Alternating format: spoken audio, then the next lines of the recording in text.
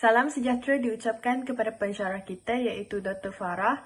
Kami dari kumpulan 9 pada kali ini telah ditugaskan untuk menjawab persoalan yang berkaitan dengan topik di bawah pelaziman klasik.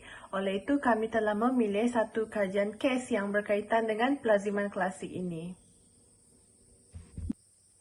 Sebelum kami memulakan perbincangan dan pembentangan untuk kumpulan kami, izinkan saya terlebih dahulu untuk membentangkan ahli kumpulan kami. Yang pertama adalah Sofiatul Husna binti Suratul Mu'in 285806, Nur Kamaria binti Razali dengan nombor metrik 271574, saya sendiri iaitu Amanda Fung Pau Pau dengan nombor metrik 270283, Nur Sabrina binti Abdul Razak 285646 dan Nur Iliani binti Rosidi 271131. Assalamualaikum, saya Sofiatul Husna binti Suratul Mu'in, nombor metrik 285806. Di sini saya akan menjawab soalan yang pertama. Kajian kes yang dipilih bertajuk Kesan Pandemik Pelajar Hilang Hormat Terhadap Guru. Kajian ini bertujuan mengukur tingkah laku pelajar terhadap guru berdasarkan teori pembelajaran behaviorism. Ia juga termasuk dua subteori iaitu pelaziman klasik dan pelaziman operant. Pablo menyebutkan bahawa pembelajaran yang berlaku melalui perikatan ini dipanggil pelaziman, manakala pembelajaran yang disebabkan oleh kedua-dua rangsangan dipanggil pelaziman klasik. Teori pelaziman klasik ini adalah teori pembelajaran yang memfokuskan kepada gerak balas emosi dan fisiologi yang tidak disengajakan, serta reflektif terhadap rangsangan persekitaran. Selain itu, kajian kes ini juga menerka dan memahami tingkah laku yang ditunjukkan oleh pelajar kepada guru berdasarkan aspek teori pembelajaran behaviorism. Masalah utama yang berlaku dalam kajian kes ini adalah kesan pandemik COVID-19 terhadap tingkah laku pelajar kepada guru. Ini dikatakan kerana kajian ini dibuat adalah untuk membincangkan perhubungan antara tindak balas dan rangsangan yang menghasilkan perubahan tingkah laku pelajar kepada guru selepas pandemik COVID-19.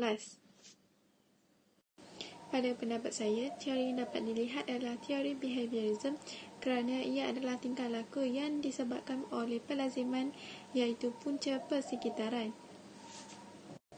Kesan daripada norma baharu telah mendorong pelajar melakukan sesuatu yang mempengaruhi persekitaran mereka yang disebabkan oleh tindak balas rangsangan dalaman ataupun luaran. Oleh itu, tingkah laku pelajar akan mengganggu emosi serta aktiviti harian mereka dan juga menimbulkan perasaan tidak hormat kepada guru. Itu sahaja daripada saya. Terima kasih. Assalamualaikum warahmatullahi wabarakatuh. Saya Nur Kamaria binti Razali, nombor metrik 271574. Di sini saya akan membincangkan tentang soalan kedua iaitu jelaskan faktor-faktor yang kamu rasakan penting untuk mempelajari tingkah laku dalam kes yang kamu kaji. Jadi, kes kami adalah kesan pandemik COVID-19. Berdasarkan seperti yang kita tahu, pelaziman klasik ni bermaksud teori pembelajaran yang berlaku hasil daripada perkaitan berulang kali di antara rangsangan neutral dengan rangsangan lain. Jadi ringkasnya teori ini akan mempengaruhi tingkah laku para murid ke arah baik ataupun sebaliknya, dan juga kita dapat memerhatikan tingkah laku pelajar tersebut sama ada bertindak ke arah yang positif ataupun negatif. Jadi di sini kami telah menyenaraikan 3 faktor. Yang pertama adalah untuk meningkatkan rasa hormat pelajar kepada guru. Yang kedua adalah untuk membentuk generasi yang bermoral. Dan yang ketiga adalah untuk meningkatkan minat dan motivasi pelajar belajar secara atas talian semasa pandemik COVID-19.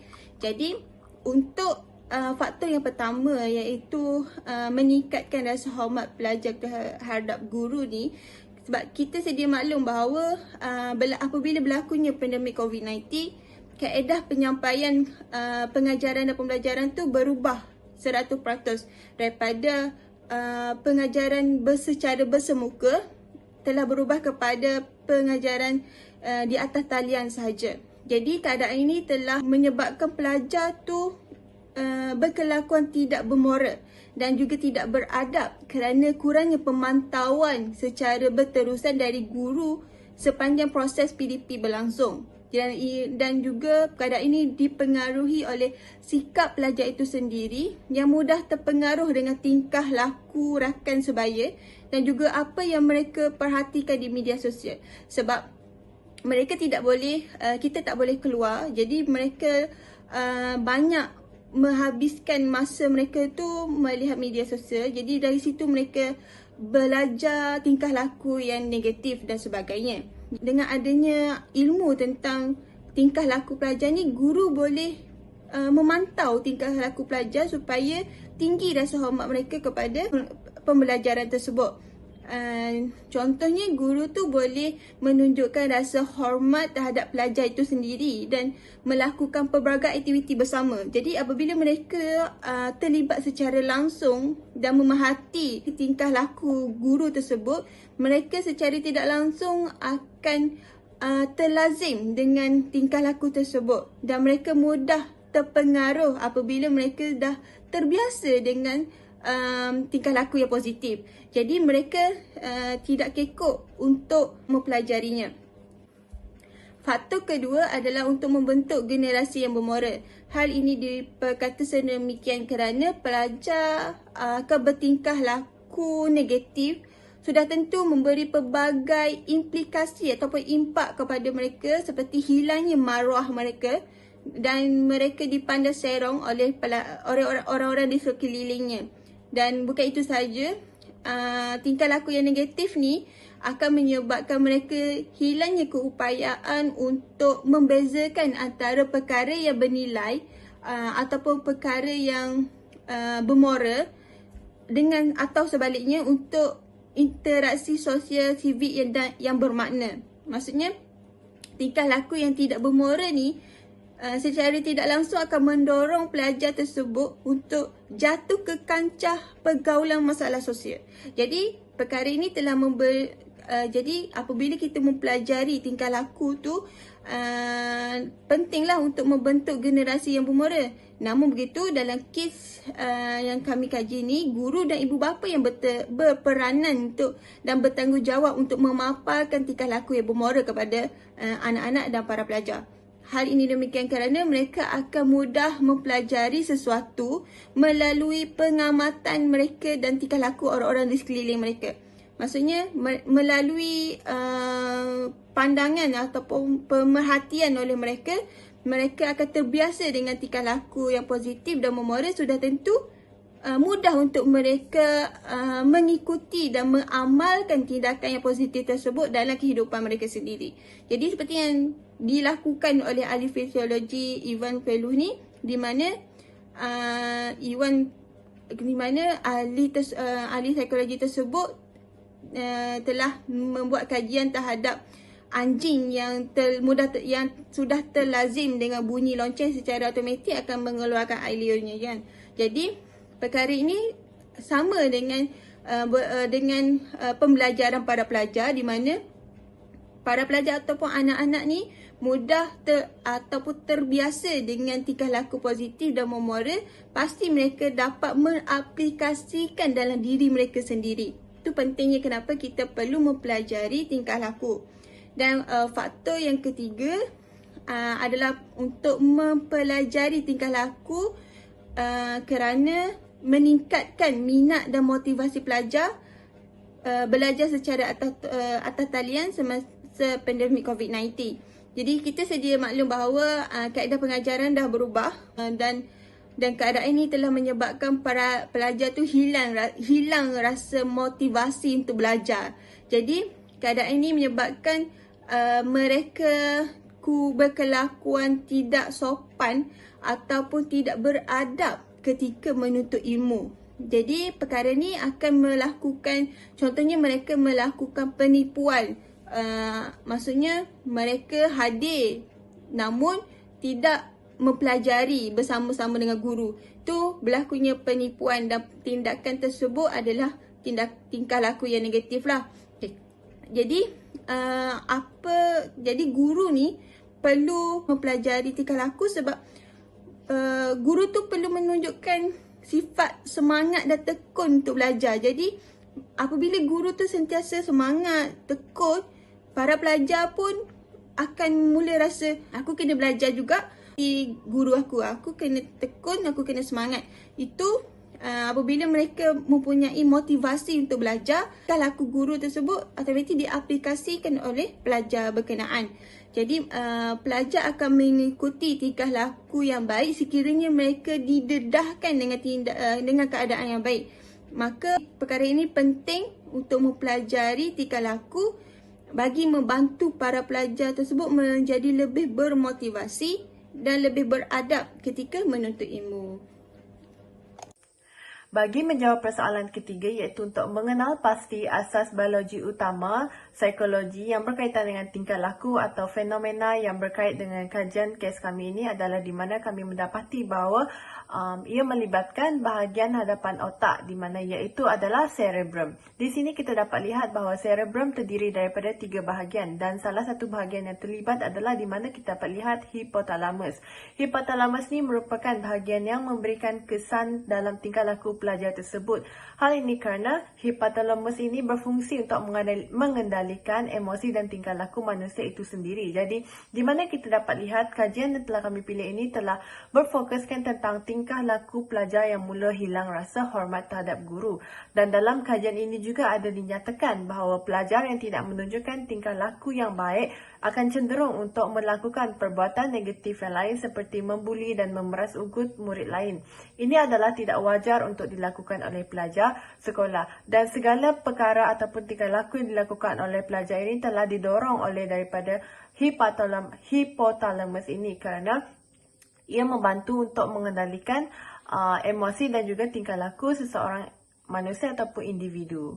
Okey, yang seterusnya adalah di mana asas biologi utama psikologi yang terlibat dalam kajian ini adalah di mana cerebellum. Cerebellum ini juga memberikan kesan terhadap tingkah laku yang dilakukan oleh pelajar itu sendiri. Cerebellum atau lebih dikenali sebagai otak kecil ni banyak membantu untuk mengawal fungsi automatik otak seperti mengatur sikap seseorang individu. Dalam kajian ini, kita dapat lihat bahawa pelajar ini dia telah terbiasa untuk melakukan tingkah laku tersebut dan ini telah menjadi sesuatu yang normal kepada pelajar itu sendiri dan apabila isyarat dihantar ke cerebellum, mereka akan bertindak sedemikian kerana ia adalah sesuatu tingkah laku yang sering dilakukan oleh mereka dan mereka sudah pasti akan mengulanginya secara kerap kali. Sebagai contoh, apabila guru mula mengajar atau menerangkan sesuatu di hadapan kelas, pelajar ini akan mula melakukan aktiviti lain kerana mereka telah terbiasa dengan tingkah laku tersebut. Jadi ini adalah 2 asas biologi utama yang terlibat dalam kajian kes yang telah kami pilih ini tadi. Assalamualaikum warahmatullahi wabarakatuh. Nama saya Nur Sabrina binti Abdul Razak, nombor matrik 285646. Hari ini saya akan bentangkan mengenai soalan nombor 4 iaitu 2 cadangan untuk menangani isu kajian kes yang kami pilih. Kajian kes yang kami pilih ialah kesan daripada pandemik iaitu murid hilang rasa hormat kepada guru. Hal ini disebabkan oleh kaedah pembelajaran yang berbeza daripada sebelumnya iaitu pembelajaran secara maya berbanding sebelumnya iaitu secara bersemuka. Mereka kurang dapat pantauan daripada orang yang sepatutnya. Disebabkan itu, mereka telah menimbulkan isu kurang rasa hormat terhadap guru. Namun begitu, terdapat 2 cadangan yang dapat dikemukakan berdasarkan pendekatan pelaziman klasik. Pendekatan ini menggunakan teori yang mengatakan bahawa seseorang itu akan melakukan suatu tingkah laku jika diikuti dengan suatu ganjaran atau hukuman. Antara cadangan yang pertama ialah memberikan ganjaran kepada murid yang menghormati guru. Cadangan ini berbentuk memberikan pujian, poin bonus atau memberikan hadiah kepada mereka yang menghormati guru. Dengan ini, murid-murid akan berasa lebih dihargai dan diakui atas sikap baiknya itu. Seterusnya, dengan kaedah memberikan ganjaran ini juga dapat memotivasikan pelajar lain juga untuk mencontohi tingkah laku baik tersebut dan diamalkan dalam kehidupan seharian mereka.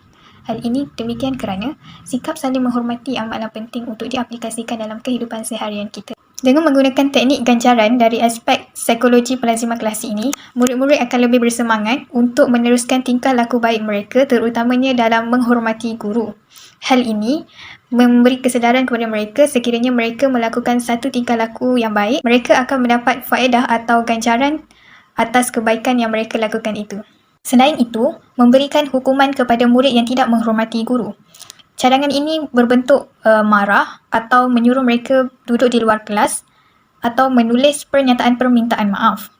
Ini merupakan salah satu usaha untuk mengubah tingkah laku yang tidak baik terhadap murid tersebut.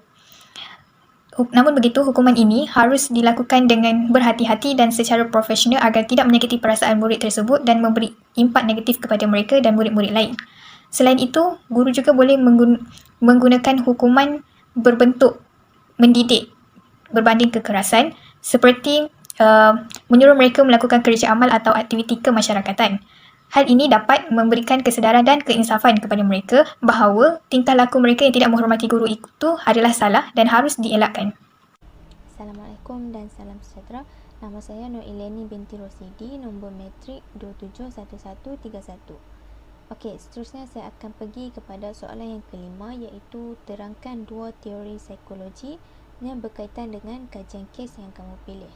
Okey, dalam kajian kes kami terdapat dua teori psikologi yang boleh dikaitkan, iaitu teori pembelajaran sosial dan teori humanisme.